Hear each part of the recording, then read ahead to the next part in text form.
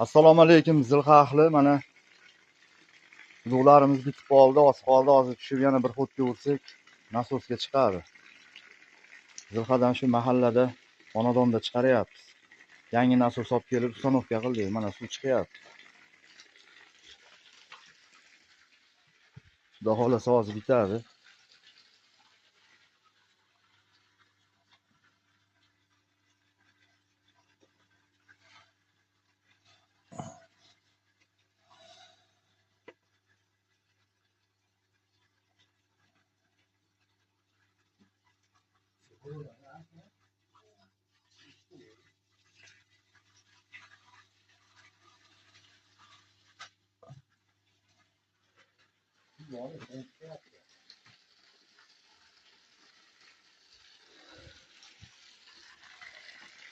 Xizmatlar bo'lsin.